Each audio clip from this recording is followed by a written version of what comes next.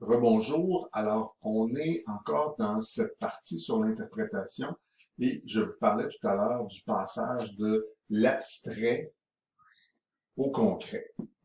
Alors, on va réfléchir là-dessus. J'ai dit abstrait au concret et retour à l'abstrait. Alors, ça va être notre ligne. Prenons le point de départ, on parlait de consommation engagée. Alors, pour rendre ça concret, on a défini des dimensions, puis on a défini des indicateurs. Donc, pour aller vite, il y avait l'information et le sacrifice.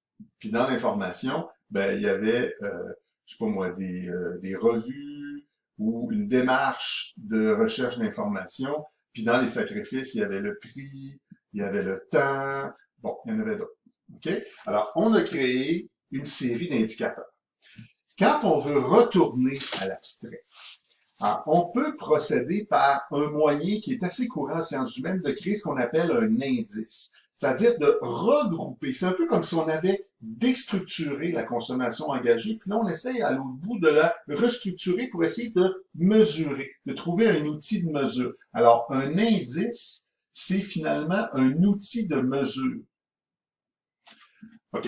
Alors, par exemple, ben, si on voulait dire, on voulait comparer les gens, puis dire jusqu'à quel point vous êtes engagé, on pourrait parler d'un niveau d'engagement. On appellerait ça l'indice de consommation engagée. Et on pourrait dire, ben, si tu es prêt à, si tu es chercher de l'information, si tu es abonné à des sites, si tu es prêt à accepter un prix supérieur, si tu es prêt à attendre un peu plus longtemps, si tu es prêt à te déplacer un peu plus longtemps, ben, on va te donner des points selon tes réponses et ça va donner ton niveau.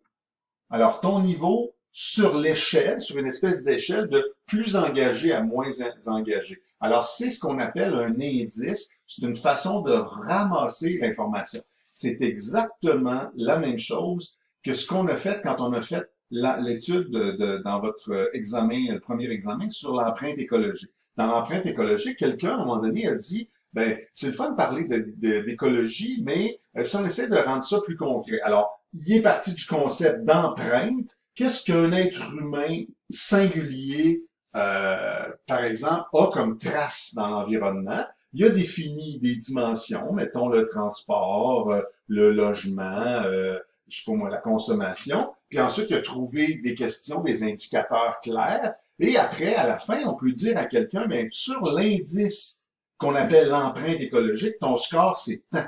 Et c'est ça l'objectif à la fin. Alors, on a rendu ça concret, puis après à la fin, on est capable de compter puis de mesurer. On peut même pondérer. On peut dire, ben moi, dans ma réflexion, là, ça vaut plus cher. Quelqu'un qui est prêt à payer plus cher. Quelqu'un qui est prêt à prendre quelque chose qui est un peu moins bon. Quelqu'un qui est prêt à aller plus loin pour le chercher, ben ça vaut encore plus que quelqu'un qui s'est déplacé. On pourrait dire, ben ici, on donne 2 points, ici, on donne 2 points, ici, on donne 1 point. Puis comme ça, on arrive à un résultat, un score, une position sur l'échelle, un niveau de consommation engagée, comme on a un niveau d'empreinte écologique qu'on a vu dans la capsule que vous avez faite pour l'examen. Alors, vous voyez un peu, l'indice, c'est l'outil qui va nous permettre de revenir à quelque chose d'abstrait avec des éléments qu'on a ramassés dans le concret pour pouvoir comparer les gens, pousser les gens à la réflexion, situer, que chacun puisse se situer. Ben moi, là, finalement, à la fin, là, est-ce que je suis engagé ou je suis pas engagé? Vous pourriez faire vous-même une espèce pour vous-même, là, ou les gens de votre famille, une espèce d'indice de consommation engagée. Est-ce que je suis engagé ou je suis pas engagé? Je suis pas engagé. Donc, c'est un des outils qui nous permet de revenir boucler la boucle pour dire, es-tu engagé, es-tu pas engagé? As-tu une place, as-tu une empreinte écologique plus grande, moins grande? Alors, j'espère que c'est clair. Ça s'appelle un indice et c'est directement rattaché à une série d'indicateurs. On va se revoir à l'examen là-dessus.